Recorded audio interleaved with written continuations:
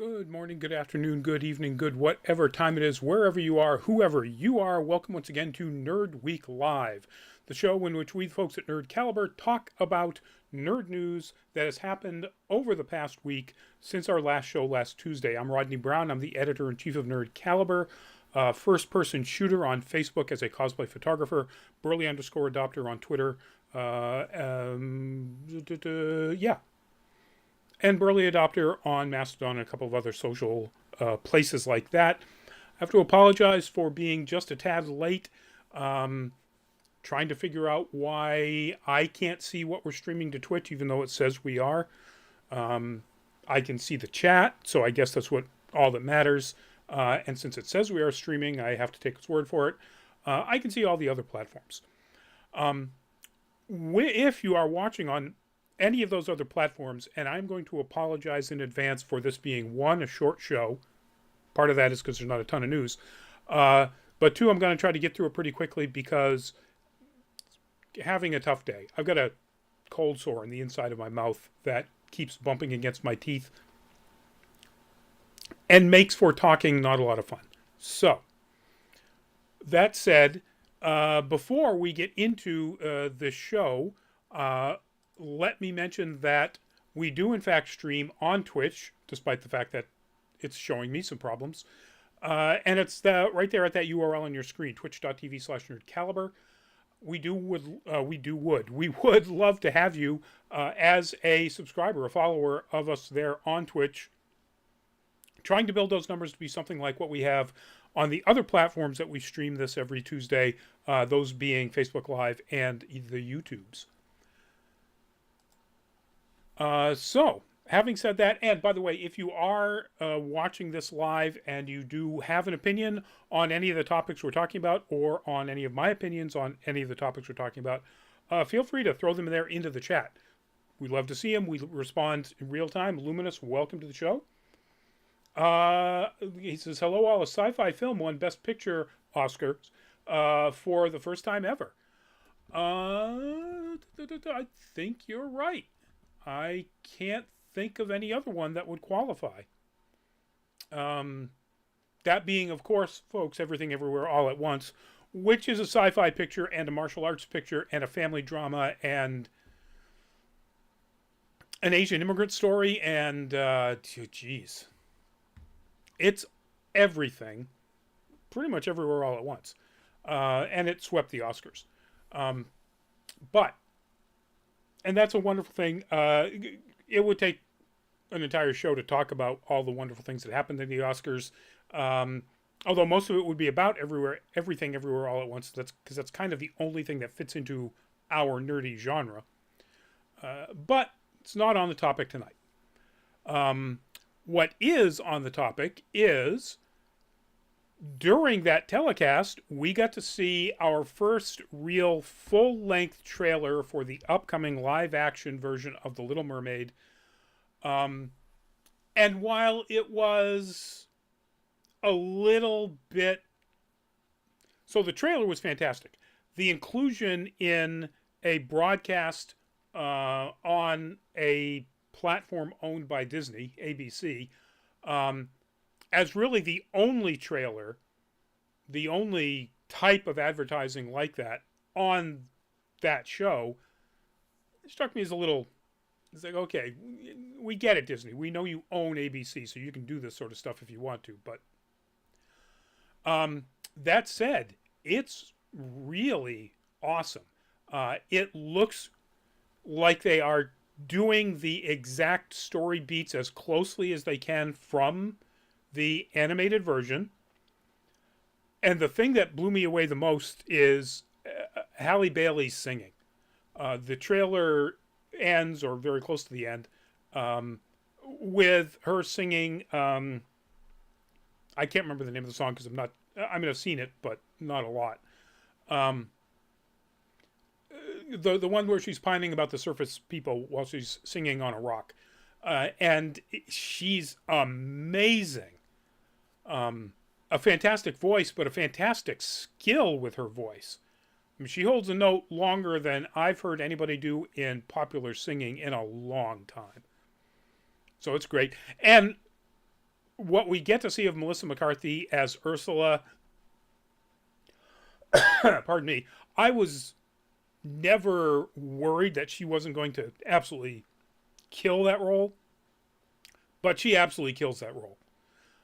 So if you haven't seen it, go check it out. If you're at all interested, and of course it drops May 26th, so it's only a few months out before you get to actually see the movie.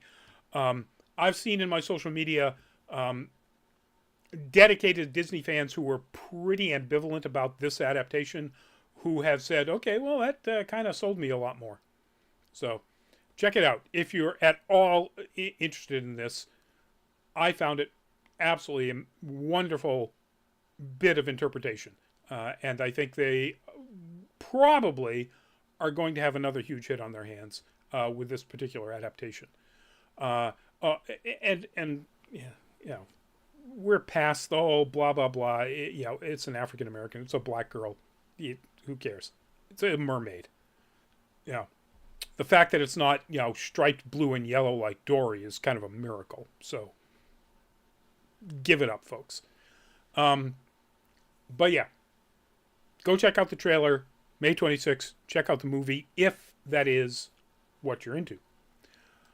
All right, our next topic is about the first trailer for the upcoming Apple TV Plus series, Silo, which I guess we probably reported on at one point. I really don't remember it. I don't remember that we did.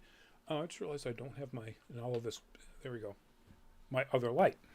I didn't realize what a fantastic cast it has, or that this is an adaptation of a series of really incredibly well-reviewed, well-critical, well thought of science fiction books in a series they called Wool. So the premise here is that according to Apple TV, Silo is the story of the last 10,000 people on Earth, their mile-deep home, protecting them from the toxic and deadly world outside. However, no one knows when or why the silo was built, and any who try to find out face fatal consequences. So Rebecca Ferguson from Dune stars as Juliet, an engineer who seeks answers about a loved one's murder and tumbles into a mystery that goes far deeper than she could have imagined. It looks really good. According to this write-up, I have not read the novels. It's a little, it's a post-apocalyptic story and it's dark. Then again, The Last of Us, just an absolute monster hit for HBO Max, and that's pretty damn dark. So I don't think that's going to be a problem here. Luminous. Sounds like a remake of Cleopatra 2525. Based on what I understand from the written material, source material, I really doubt that. That having said, Cleopatra 2525 was a lot of campy fun. But I don't know that there is, in fact, anything involving alien invasions or something. I haven't read the books, and if I did, I hopefully wouldn't spoil it for anybody.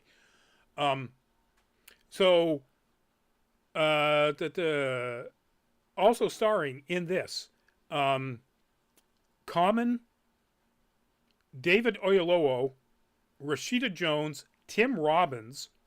It was created by, or the showrunner is Graham Yost, who did Justified. So sign me up. Honestly, I think I'm going to have to reactivate my Apple TV Plus subscription, which I gladly canceled after Foundation because, God, that wasn't great. Now, Apple TV Plus has done a ton of things that are incredibly well respected before then and since then, but as TV or science fiction adaptations of books go, Foundation really sucked hard.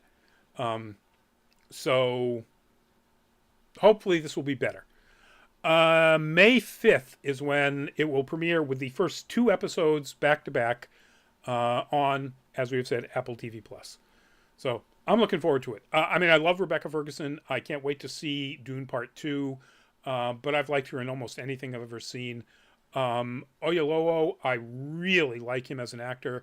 Rashida Jones, Tim Robbins, Bring it on. Bring it on, please. All right. Speaking of science fiction TV shows, this is a screenshot from the original run of Red Dwarf. Apparently, Red Dwarf has been muddled in a dispute over the rights to the show by the two co-creators, Rob Grant and Doug Naylor. And they have just announced on Facebook that the intellectual property dispute is done. It's been resolved. And that there will be more new Red Dwarf coming, probably separately from each of them. What that's going to look like, I have no idea. By the way, if you're not familiar with Red Dwarf, it was a BBC production. Was it BBC or one of the other independent British? Yes, BBC in 1989. It was continued on the UK cable channel. This is actually the name of a cable channel in the UK, apparently. Dave. In 2009 and ran for another 4 seasons. And there was a mini-series. There was a special a couple of years ago. Most of the screenshots that I got were from the special. Luminous, I'm still waiting for a trailer for the Apple TV Plus Godzilla TV show.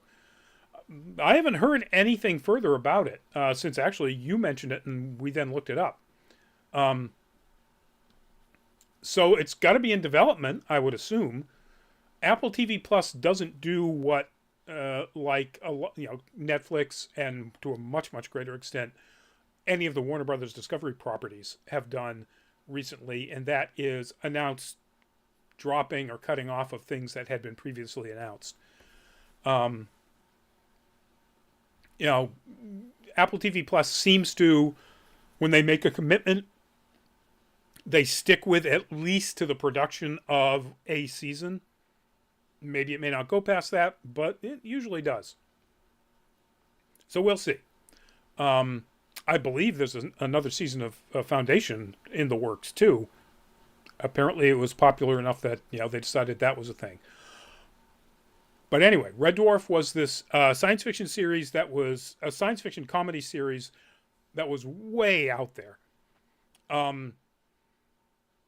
So you've got the main character, Lister, is the guy in the hat, is probably the only surviving human on a ship called the Red Dwarf, set many thousands upon thousands of years after our current time. You've got a hologram of the commander of the ship with the H on his head. You've got a hyper-evolved house cat, which is the one right above Lister, and then you've got the android on the ship. And it's a great, funny cast, really very British, dry and weird humor at times. But it was really popular. I liked it a lot. I thought it was a lot of fun. It explored a lot of pretty wild and out there ideas. And the fact that we're going to be getting new content from this intellectual property. Now, again, this was just announced. We have no idea what either of them is going to do, who are going to be the focus or foci of these particular pieces of work. They had all come back as a group for the 2020 special, but that doesn't mean they all want to continue on. We'll have to see. There could be a whole new crew based in the same intellectual property universe. But as we hear more about this, we'll find out and we'll let you know. If you haven't seen it, go check out. You'll want to start with the 1989 original series. It's pretty wild. A lot of fun. Melody May, welcome to the show, and dang back at you. I know we can swear on YouTube now. Save that up for something that really matters for my, as far as I'm concerned. All right, moving on to our next topic. This is, of course, a screenshot from the HBO Max series Last of Us. We will not be talking about anything that will spoil The Last of Us or the games, particularly The Last of Us 2, because this story is about the fact that in an interview with GQ, the two showrunners, two show creators, Craig Mazin and Neil Druckmann, have said they don't think that they could tell the full story of The Last of Us Part 2 in the one season that they've been given to follow on this. So we reported on this back when it was announced on the second episode, right after the second episode aired of HBO Max's The Last of Us, that they got a season 2. We know that's happening. Mazin and Druckmann both say that it's probably not going to be possible to do this in a single season. In fact, I believe the direct quotes from this article in GQ, when they asked them directly, Mazin just said, no way. Whether or not they could do the entire story of The Last of Us Part 2 in the next season. And Druckmann saying simply, it's more than one season. Now, they've only been given the approval for a second season. But I think they're right. I have not played the games. Call me a fake gamer boy. Lord Kringlet. That is so awesome. Of the many things that we've been talking about up to this point, let me know which one you think is awesome. But from what I understand and things that I've read, that the length of the game, of the second game, is almost double the number of playable hours of the first game. So it would make sense that they would need more than one season to wrap up Last of Us Part 2. So I don't know if that means the season 3. I don't know if that means even more than that. I mean, HBO Max, this was a monster hit for them. I mean, it set record numbers right from the very first episode. And unlike almost anything else that's been shown on any of these streamers, it kept climbing. The final episode was the most watched episode of all of them. Huge numbers. Lord Kringlet, off topic, but are you going to watch the Mario movie? Because I know I am. Yeah, I plan to. We will definitely have a review of it up on our website, whoever is the actual reviewer for that. Yeah, it's definitely going to be on our list. I'm excited because I love most of the voice cast, and I really like the animation. I think the animation looks great. And all the trailers I've seen are just really funny. But I'm not like a Mario fanboy. It's not my style of gameplay, never has been. So I'm not super stoked for it, although I am very much looking forward to seeing it. But yeah, so that's the news about Last of Us, that the next adaptation will undoubtedly have to be more than just the season 2 that they've got coming up.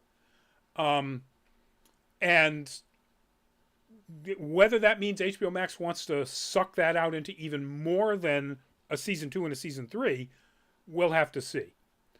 I've got some ideas about where they may end season 2 if they are going to split it up, but again, I don't want any speculation. I don't want any speculation in the comments, please. For people who may not have played the game, spoilers are terrible. So, I hope they go into production on season 2 right away. I don't want to have to wait very long for this to actually come about. Although that said, I went back and looked at when this announcement was made for the current, or the just finished season 1, and it only took 2 years to get this thing from being announced to actually airing. So, fingers crossed we could see this at the beginning of 2025. Maybe even earlier, now that they've got the whole cast and everybody all lined up. So, let's hope. Let's hope that it's a 2024 thing. But, yeah, I'll hold off on that speculation. All right. Our next topic is... This just kind of blew me away, because I had no idea that this was even happening. Fox has ordered a pilot for the upcoming Flintstone spin-off series Bedrock, which apparently was announced 2 years ago. So maybe we covered it. My memory doesn't allow me to hold on to every show we've done. But I think the announcement was tied to the fact that the executive producer of this and the voice acting star as Pebbles is Elizabeth Banks, and her first movie as a producer and director, Cocaine Bear, was a sleeper hit. So that's probably why the announcement about the pilot order, and maybe even the pilot order, is suddenly out there. But this voice cast, so Elizabeth Banks starring as a 20-something Pebbles, Stephen Root as Fred, who is who's considering retirement, Amy Sedaris as Wilma, Nicole Byer as Betty, Joe Lotrulio as Barney. If you look at his face, he's one of those, oh, that guy from that show. In a ton of comedy stuff. And Manny Jacinto as Bam Bam. This is what a voice cast.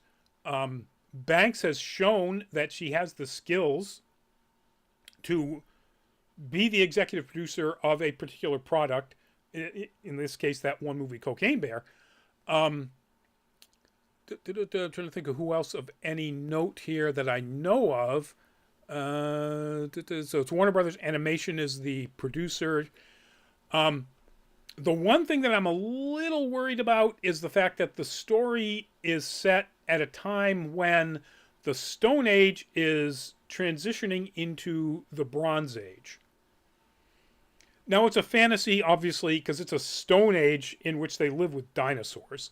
So, and there's like aliens floating around Fred. So, sure, they could move into the Bronze Age. Yeah. And it's frankly, it's worked. The Legend of Korra was clearly a technological jump, pretty significant technological jump over the technology of Avatar: The Last Airbender in a fantasy setting. So sure, they can make it work. I'm a little hesitant on whether or not it's going to be.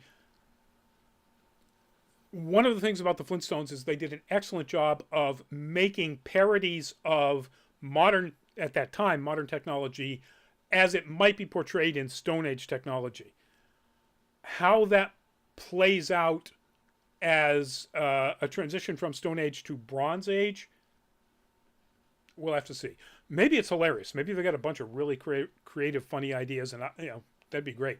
I'm going to watch it anyway because Stephen Root as Fred. Come on. That's perfect. And again, the whole voice cast is fantastic. But they've just announced that the pilot, so we have no idea when this would go into production. I'm guessing that the earliest we could see it would be starting in the fall of 2024. I don't think they could get it ready for the fall of this year. Or it might be an off-season start. I mean, it could be, the early winter of 2024. Luminous Hope Dino is in it. Why not? I mean, granted, Dino is a pet sort of dog, and it's been 20 years since the show. I don't know how long their dogs live in this particular fantasy world, but, a 20-year-old dog on actual Earth would be an old dog. Pardon me, the temperature has dropped quite a bit here. On the coast of Massachusetts, we're in the middle of a nor'easter. God, it just occurred to me, knock wood, my power hasn't gone out. The power for a lot of my friends around the state, where they're getting a lot more very heavy snow, went out, some of them early this morning. So fingers crossed that they've got their power back, but also fingers crossed I don't lose it here as it starts to transition here over from what's been entirely heavy rain for the last 18 hours to a mix of rain and snow. Not that you guys need to know that or care, but yeah. So we'll let you know when we hear any more about this. But this kind of blindsided me, and pleasantly so. I again love this voice cast. All right, like I said, it's going to be a short show. Our last topic. This is from The Mandalorian. It is IG-11. IG-11 was voiced by Taika Waititi, who also directed one of the episodes of the first season. The news is that of the three fairly well-known, to some extent in development, next Star Wars movies, Taika Waititi's appears to be the only one that is still in active development. There have been a lot of headlines where they use the term canceled for the other two movies. I'm not sure that's true. Neither Variety, which broke this news, or Deadline, which has then followed up on it, call them canceled. They're no longer in active development. But the other two were Patty Jenkins' Rogue Squadron, and which supposedly was the reason why, or one of the reasons why she didn't follow up with Wonder Woman under the James Gunn, Peter Safran new version of the DC Universe. Apparently that's not really true. It's not happening. Or at least not happening anytime soon. The other one was an unnamed movie with no specific title or story yet. That was going to be produced by Kevin Feige, which they had gotten to the point of attaching Michael Waldron as the writer. Waldron wrote a number of episodes of Loki. Waldron wrote Doctor Strange and the Multiverse of Madness. So, he's known to Disney and, of course, to Marvel. But that's apparently not going forward actively right now. Again, not officially canceled. Just they're not planning on making it. Which I guess is canceled. I don't know. So Waldron is, as we reported, has been tapped to be the writer of Avengers Secret Wars. The end of the current sets of phases, the end of the Kang Dynasty storyline. So he's got a lot of stuff on his plate, but this is not necessarily great news. The news also is that Waititi may wind up starring in this movie that he is going to be either producing and directing, and is of course writing. I gotta say, I'm not that excited about this idea. I mean, I love a lot of Taika Waititi's stuff. I loved Ragnarok, Thor Ragnarok. I thought Our Flag Means Death was one of the funniest and most touching short series that I've seen in a long time. Thor Love and Thunder was just awful.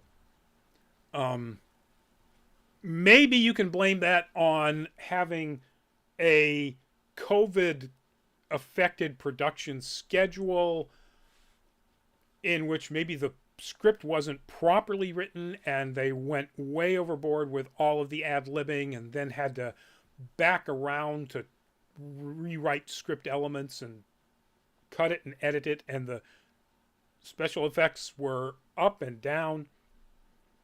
It was just, it was terrible. And based on how terrible it was, I am not even remotely excited about a Taika Waititi Star Wars story right now. Maybe I could be wrong. He could pull out another genius piece of work, as he has done many, many times. What We Do in the Shadows, again, Thor Ragnarok. But now we'll have to see. His involvement in The Mandalorian was good. He played the voice of an interesting assassin killer robot, and then directed one episode, an important episode that involved that assassin killer robot. To be fair, so that he was directing himself, and he has directed himself in many things, very many things. But I'm not that convinced. And the fact that this is the only one that's going forward when Rogue Squadron was kind of right there, strongly in development. Yeah, Patty Jenkins completely, kicked the can, however you want to put it, with Wonder Woman 1984. But, her track record prior to that is fantastic. So I would be much more interested in seeing where she lands with a Rogue Squadron movie than whatever Taika Waititi is writing right now. But we'll see. Because again, he's just writing it. Who knows when this thing will start production? If he is starring in it, who else is being cast in it? When it's set, what the story is about. Please, for the love of God, nothing going forward make it about Skywalkers anymore. To whatever extent you're stuck with the current streaming series that are set in and around a time in which, Luke is alive and around. Sure. Ahsoka, obviously, there's gonna be something there. Continue with the Mandalorian. Whatever. But the movies move past it. You put a pin in it. You put a terrible pin in it, but you put a pin in it. The Skywalker saga is done. Go do something else. It's not like there isn't a brilliant world out there to explore. Look at Andor. Yeah, I'm going to talk about Andor again. Just a little bit, though. If you haven't watched it, go watch it. The best Star Wars content ever made. Period. Hands down. There's nothing like it. But yeah. So, in a world where we have Andor, if we get Taika Waititi's, our chain code means death, maybe. If we get Taika Waititi's, IG-11, blood and blunder, nope, done, not interested. Luminous, yes, I have seen enough of Tatooine for now. I don't even, if they made a series with Timothy Oliphant's Marshall character on Tatooine, sign me up. Justified on Tatooine? F yes. Hell yes. Please, please, somebody do that. But, the Skywalker part of that story, done. Get rid of it. Or put a pin in it at least. Put it on a shelf until at some point the taste of what J.J. Abrams did to it is out of our mouths and we can move on to some continuation of the story if there's anything to continue. But that said, we made it past a half an hour, which was kind of my limit. So I'm going to go rest this sore face of mine. Before I do, I have a different kind of promo than what we usually do. That is the actual PAX East schedule website posting of our upcoming cosplay and photography shootout participation panel, which will be Saturday of PAX East at 11 o'clock a.m. in Arachnid Theater. Get there and line up early, because if you're not familiar with what this is, it is a contest in which we sign up 10, maybe a couple more. That will be determined literally at the time. Teams that will be made up of the first number of photographers that reach that number, whatever it is, and then randomly paired up with probably 2 cosplayers. those teams will be given from our panel a topical theme that they will need to run out into somewhere in the BCEC, in the Boston Convention Exhibition Center, and make a photo that represents that particular theme, the best photo that they can, and they have 30 minutes to do it. They come back, we offload the image that they've chosen, put it up on a screen, and then our panelists being myself, the creator of this brilliant idea, Greg Wonderlama Photo, one of our contributors on this show, the fantastic, often contributor to Nerd Caliber, friend of Nerd Caliber, Spectra, the Spectra V3 Foamaster, par excellence, and the wonderful cosplayer, streamer, Pokemon fanatic, Mink the Satyr. We will be critiquing the images gently, with an eye on how well they actually represented the theme. We then vote on our best. The audience gets to vote on what they consider their best, and those teams win prizes. So if that sounds like fun for you at all, come by, check it out. While the teams are out, we will have some sort of entertainment. It probably by default will be a cosplay and photography Q&A. So anybody in the audience can ask any of us panelists a question on either topic or both. We might have a presentation by one of the panelists, something like a posing demonstration or something like that. That's yet to be determined. But that 30 minutes, the audience won't just be sitting there twiddling their thumbs. We will have something for them to do while the photography and cosplay teams are out doing their stuff. Luminous, also lots of great cosplay photos on the Nerd Caliber website. Love the Katsucon evening shoots. Yeah, Greg always does fantastic work. If you want to check out any of my stuff, any of Wonderlama photo stuff or anything, www.nerdcaliber.com. Greg's Katsucon stuff is the stuff that we're just posting up. The Sunday gallery will go up tomorrow or Thursday. I'm not sure which. But anyway, check it out, folks. east.packsite.com. Go to the schedule. We're right there. Gives you all the information you need to know. I'll just say for the photographers, offloadable or removable digital media device only. No phones. So it's got to be a camera of some sort. A digital camera of some sort. Where we can take a card and put it into one of our many, many multi-card readers that we'll have and get that image. But technically, you could probably do that on a phone. No phones. All right. So folks, do check it out. We'd love to have you come by and enjoy our panel. We've run this at PAX a number of times. We've run it at Granite State Comic-Con. We've run it at MegaCon in Florida. We've run it at New York Comic-Con for years. And it's always a good time. So do check it out, folks. That said, we will see you at another upcoming show.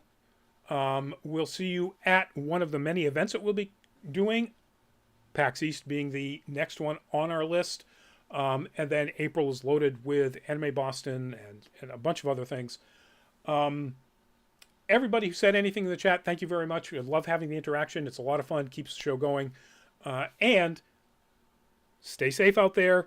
Whether it's related to this weather here in the Northeast, and many of my friends who are probably still without power, you're probably not watching this. But when you do, I hope everybody is safe. And then when you go to any of these events, PAX is going to have a mask mandate. Our teams will be forced to use their masks. If they come back with a photo with somebody with a mask off, they're just disqualified. It's done. They're out of the running. Even if they don't have a mask mandate like PAX, wear a mask. You're in a giant crowd. Don't get COVID. Long COVID sucks. So we'll see you at an upcoming show or an upcoming con. Good night.